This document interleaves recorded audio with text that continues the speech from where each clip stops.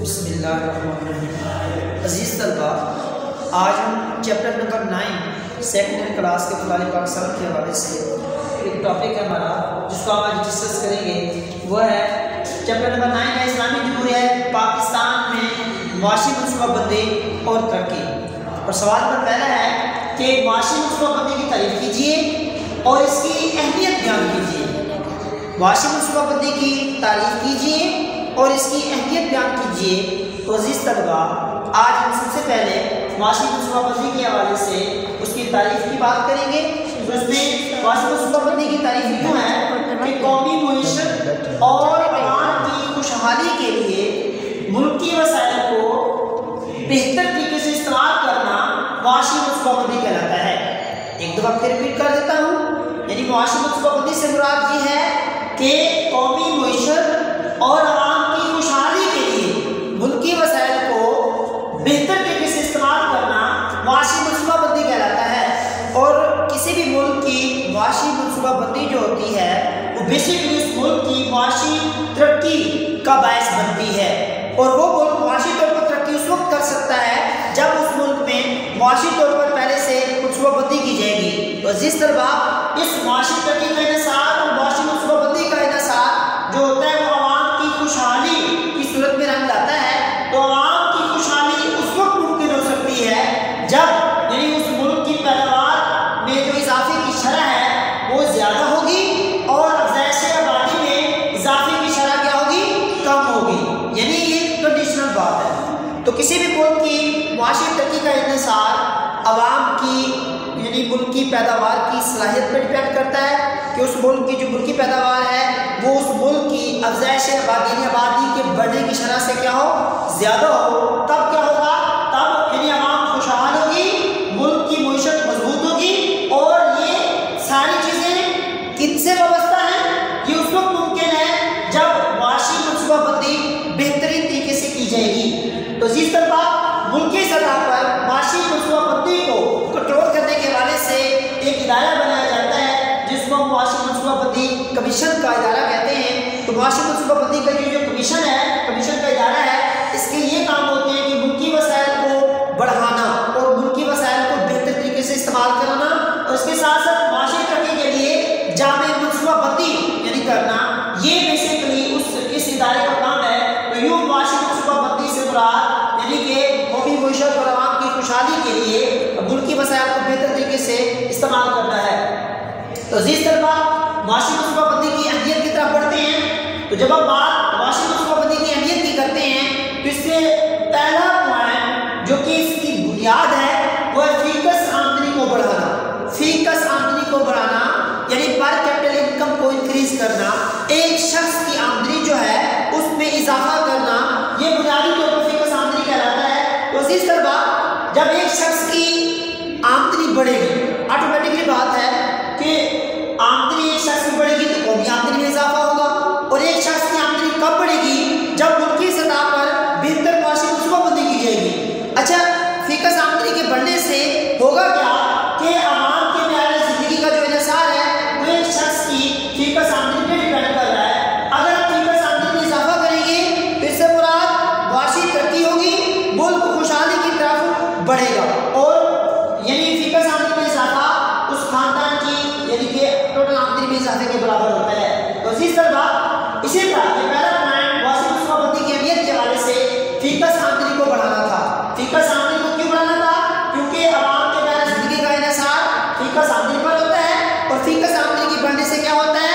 معاشی ترقی ہوتی ہے، اور معاشی ترقی یا فیکس آمدنی کب ہوگی؟ جب یعنی بہتر معاشی منصوبہ بندی کی جائے گی۔ دوسرا نقطہ، قومی آمدنی میں اضافہ۔ دیکھیں، معاشی منصوبہ بندی کی اہمیت میں سب سے اہم نقطہ قومی آمدنی میں اضافہ ہے۔ تو عزیز طلبہ، قومی آمدنی میں اضافے سے کیا ہوتا ہے؟ دیکھیں، پوری قوم کی آمدنی میں جب اضافہ کیا جائے گا تو ملک کی معیشت کیا ہوگی؟ مضبوط، ملک کے باشندوں کو خوشحال بنانا، یعنی قومی آمدنی میں اضافے سے مراد ملک کے باشندوں کو کیا بنانا؟ خوشحال بنانا۔ اس کے ساتھ ساتھ یعنی جب ملک کے باشندے خوشحال ہوں گے تو کیا ہوگا؟ ملک کے باشندوں کو مطمئن زندگی گزارنے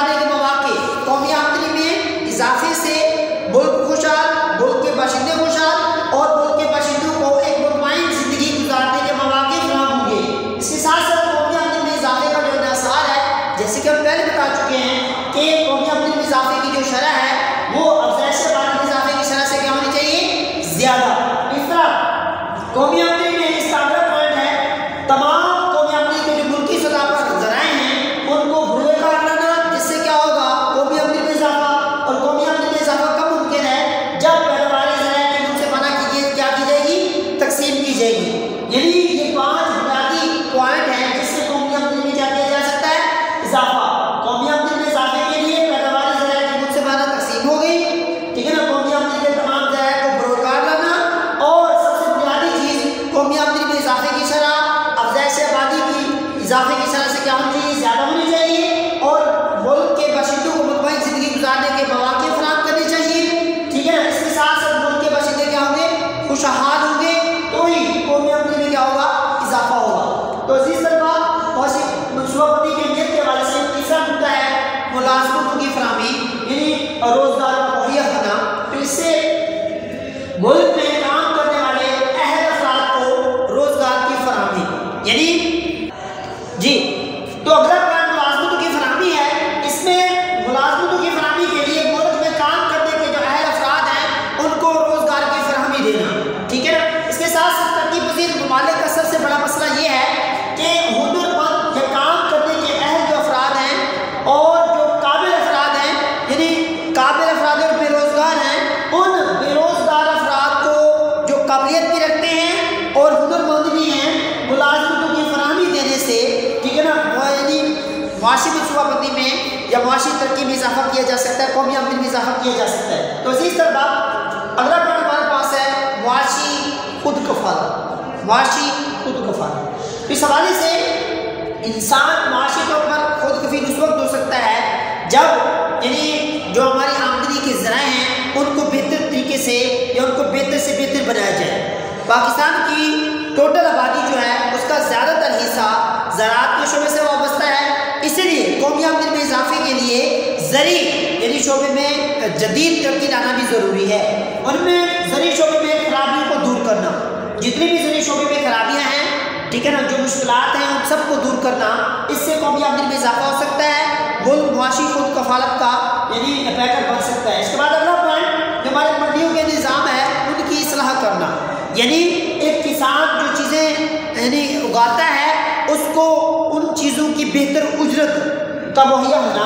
تو جو ہمارے منڈیوں کا نظام ہے جہاں وہ کسان اپنی چیزیں بیچنے کے لیے لاتا ہے اس کے نظام کی اصلاح کرنا۔ تیسرا پوائنٹ کاشتکاروں کو عمدہ بیج، کھاد اور زرعی مشینری کے لیے اس کی خریداری کے لیے قرض کی سہولت، یعنی حکومت کی یہ ذمہ داری ہے کہ کسان کو قرض کی سہولت مہیا کی جا سکے تاکہ وہ کیا عمدہ بیج کا استعمال کرے، ٹھیک ہے نا، جس سے کیا ہو ایک وقت پر یعنی فصلوں کو کھاد مہیا کر سکے، اور اس کے ساتھ ساتھ زرعی مشینری کی خریداری اس کے لیے ممکن ہو۔ اس کے ساتھ ساتھ آبپاشی کے ذرائع کو بہتر بنانا، یعنی جو ہمارے فصلوں کے لیے پانی کی فراوانی ہے یا پانی کی یعنی سہولت ہے ان کو میسر کرنا، جو آبپاشی کے ہمارے پاس ذرائع ہیں ان کو بہتر بنایا جائے۔ اس کے بعد سیم و تھور کی روک تھام، جو ہمارا بہت سا رقبہ پاکستان کا بہت سا رقبہ ایسا ہے جو سیم و تھور کی وجہ سے قابل کاشت نہیں ہے، تو سیم و تھور کی روک تھام کی وجہ سے وہ رقبہ قابل کاشت ہو سکتا ہے۔ اس طرح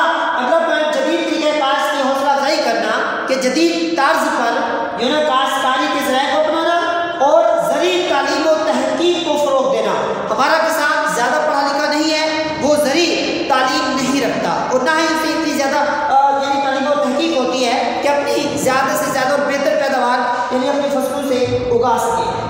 تو یہ ہمارے پاس یعنی معاشی خود کفالت جو ہے معاشی ترقی کے لیے بہترین ہے۔ اس کے بعد نیکسٹ پوائنٹ ہے ادائیگیوں کا توازن۔ ادائیگیوں کا توازن معاشی ترقی کی اہمیت کے حوالے سے جو ادائیگیوں کا توازن ہے اس میں سب سے بنیادی نکتہ کوئی بھی ترقی پذیر ممالک جو بھی ہوگا ان کی ادائیگی کا جو توازن ہوتا ہے وہ ہمیشہ خسارے کا ہوتا ہے، یعنی خسارے کا کیوں ہوتا ہے کیونکہ ان میں برآمدات ان کی برآمدات میں کمی ہوتی ہے اور ان کی درآمدات کیا ہوتی ہیں وہ زیادہ ہوتی ہیں۔ اس طرح برآمدات میں کمی اور درآمدات میں جو اضافہ ہے وہ ادائیگیوں کے توازن کو خسارہ پہنچاتا ہے۔ اسی طرح یعنی معاشی خود کفالت کے لیے کسی بھی ملک کو توازن ادائیگی کا برابر ہونا، ان کا درست ہونا انتہائی ضروری ہے، یعنی اگر کم از کم ان کی برآمدات اور درآمدات اگر برابر ہو جائیں تو وہ ملک ترقی کی راہ میں گامزن ہو سکتا ہے۔ اس کے ساتھ ساتھ ہمارا اگلا نکتہ ہے صنعتی ترقی۔ دیکھیں معاشی ترقی کو بہتر کرنے کے इस हवाले से सबसे पहले हुकूमत को निजी शोबे को खुसूसी मराद देनी चाहिए और सनदी तरक्की का इन्हिसार निजी शोबे को खुसूसी मराद देने पर वाबस्ता है। इसके साथ साथ हुकूमत को चाहिए कि सनद के लिए खुद सरमाए की फराहमी करे, यानी कर्ज की सहूलत दे।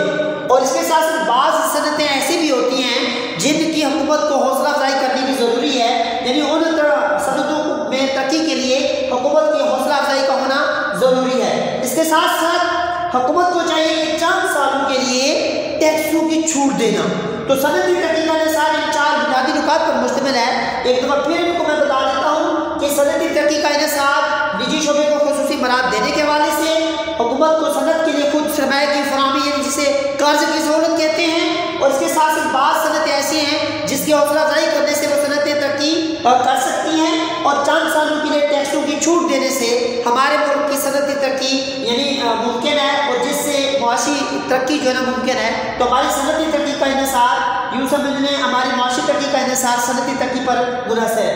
तो इसके साथ साथ अगला पॉइंट है कम तरक्की याफ्ता इलाकों की यानी बेहतरी, जिसको हम पसमानदा इलाके कहते हैं, पसमानदा इलाकों की बेहतरी। तो अजीज़ तलबा, हमारी मुआशी तरक्की या मुआशी पॉलिसी जो है उसको बेहतर बनाने के लिए जो हमारे पसमानदा इलाके हैं उनमें तरजीही बुनियादों पर हुकूमत को चाहिए कि खुसूसी तरक्याती स्कीमें लागू करे या स्कीमें उन्हें दे, और जिसका इन्हिसार हमारी मुल्क की मईशत पर होता है। और ये यानी पसमानदा इलाकों की बेहतरी उस वक्त अमल में लाई जा सकती है जब मुल्क की मईशत में क्या आएगा, इस्तेहकाम आएगा, ठीक है ना। तो मुल्क की मईशत में इस्तेहकाम यानी हमारे कम तरक्की याफ्ता इलाकों की क्या है, बेहतरी का सबब बनता है। इस हवाले से हमारे पास अगला पॉइंट है अफरादी क़ुव्वत की खपत, यानी मैन पावर जिसे हम कहते हैं। अफरादी क़ुव्वत की खपत जो है आमतौर पर अशिया की तलब में इजाफे से कीमतों में इजाफा शुरू हो जाता है, ठीक है ना।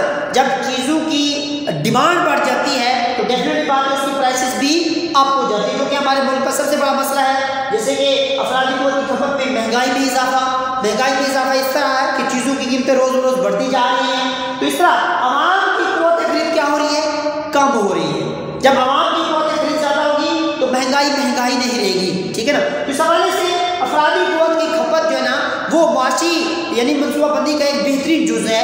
अगर हम मुआशी मनसूबाबंदी से अफरादी क़ुव्वत की खपत को बेहतर बना सकते हैं तो हम अपने मुल्क की मुआशी तरक्की को कंट्रोल कर सकते हैं, हमारे मुल्क की मुआशी तरक्की में इजाफा होगा। तो इस हवाले से अगला पॉइंट अफराद आबादी पर कंट्रोल। जैसे कि स्टार्ट में मैंने ये बात कही थी कि मुआशी तरक्की का इन्हिसार वो 2 बुनियादी जुज़ों पर है। कौमी आमदनी का इन्हिसार मुआशी तरक्की की जो शरह है उसमें इजाफा इतना होना चाहिए कि जो हमारी अफज़ाइश आबादी है उसमें इजाफे से कहीं ज़्यादा।